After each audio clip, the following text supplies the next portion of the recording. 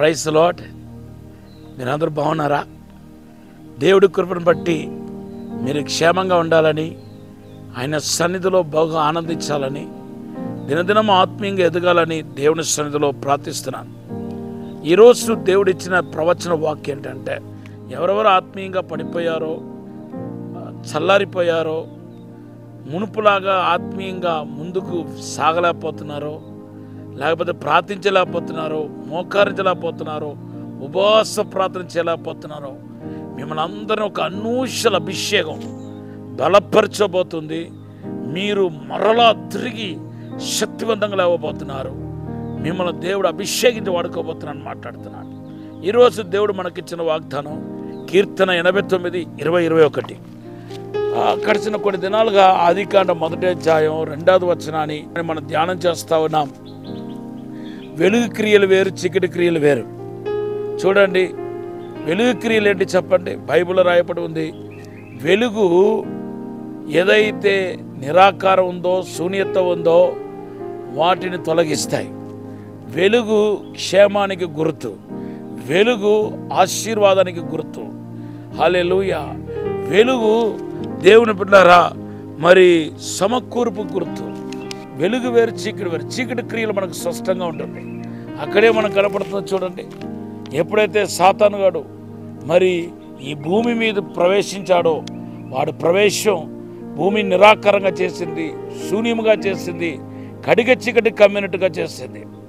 చాలామంది యేసు ఇతర దేవులు ఒక్కడే అని అనుకుంటున్నారు. లేదు లేదు లేదు, యేసు 10,000 మందిలో సుందరుడు. ఆయన ప్రత్యేకించబడిన వాడు, తండ్రి ఒక్కడే. ఆయనే మనం ఆరాధించిన యేసుక్రీస్తు. దేవుని బిడ్డలారా, నేనే మార్గము సత్యము జీవమై ఉన్నానని ప్రభువారు చెప్పాడు.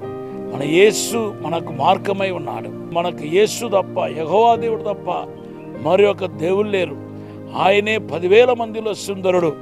ఆయన ఒక అడుగు జాడలో మనమందరూ నడవాల్సిన వారమై ఉన్నాం. ఈ యేసు మన జీవితంలో జరిగించే కార్యం ఏంటంటే, భూమి ఎంత చీకటిలో ఉన్నా దాన్ని మరలా ఆయన పైకి లేవనెత్తవాడుగా ఉన్నాడు.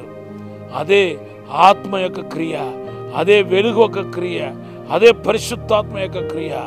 అంతేకాదు, ఎంతటి నిరాకారమైన, ఎంతటి శూన్యమైన పరిశుద్ధాత్మ దేవుడు మరలా ఆయన ఆ పూర్వస్థితికి తీసుకొని రాగలుగుతాడు. దేవుని బిడ్డలారా, మన దేవుడు శక్తిమంతుడని చెప్పటంలో ఎటువంటి సందేహం లేదు. ఆయనకు అసాధ్యం అంటే ఏమీ లేదని చెప్పటంలో ఎటువంటి సందేహం లేదు.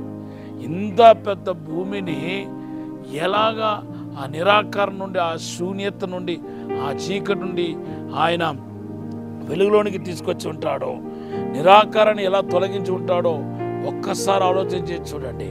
అది కూడా ఒక పెద్ద ప్లాన్ కింద కొన్ని రోజులు తీసుకొని ప్రభు చేయలేదు. ఒకే ఒక మాట పలికి చీకటిని, నిరాకారాన్ని, శూన్యాన్ని దేవుడు పారదొన్నాడు. ఈరోజు మరలా మీకు చెప్తున్నాను, చీడపురుగులు తినివేసిన వాటిని, పసర పురుగులు తినివేసిన వాటిని దేవుడు మీకు తిరిగి ఇవ్వబోతున్నాను మాట్లాడుతున్నాడు. యోవేలు గ్రంథం 2వ అధ్యాయం 25వ వచనం బట్టి దేవుడు చెప్తున్నాడు. అంతేకాదు, విడిపోయిన వారు, పడిపోయిన వారు తిరిగి రాబోతున్నారని ప్రభు చెప్తున్నాడు. తప్పిపోయిన కుమారుడు ఎలాగైతే పశ్చాత్తాపంతో తిరిగి వచ్చాడో, అలాగే దేవుని సన్నిధికి మీరు అనేక మంది తిరిగి రాబోతున్నారు. చూడండి, లూకా సువార్త 15వ అధ్యాయం 21-22 వచనంలో చూడండి, పశ్చాత్తాపంతో తిరిగి వచ్చారు. అలాగే 10 వెండి నాణేలు, ఒక వెండి నాణ్యం పోగొట్టుకున్న స్త్రీ దీపాన్ని ముట్టించింది, మరలా తన పోగొట్టుకున్న వెండి నాణ్యం తిరిగి పొందుకుంది. అలాగే మీరు కూడా పొందుకోబోతున్నారు. అలాగే మనం లూకా సువార్త 15:8-10 వచనాలు చూస్తున్నాం. అలాగే 100 గొర్రెలు ఉన్న కాపురు ఒక గొర్రెను పోగొట్టుకున్న తర్వాత మొత్తానికి అది వెతికి తీసుకొచ్చాడు. అది లూకా సువార్త 15వ అధ్యాయం 1-7 వచనాలు మనం చూస్తున్నాం. ఈరోజు నువ్వు నష్టపోయింది ఏంటో నాకు తెలియదు. దేనివల్ల నువ్వు శూన్యమైపోయావో, నిరాకారం అయిపోయావో, చీకటి ఆవరించోనే నాకు తెలియదు. ఒక్కటి మాత్రం నాకు తెలుసు, ఈరోజు ఆ చీకటి నుండి, ఆ నిరాకారం నుండి, ఆ యొక్క శూన్యత నుండి దేవుడు విడుదల చేయబోతున్నాడు. ఒక చిన్న ప్రార్థన చేస్తాం.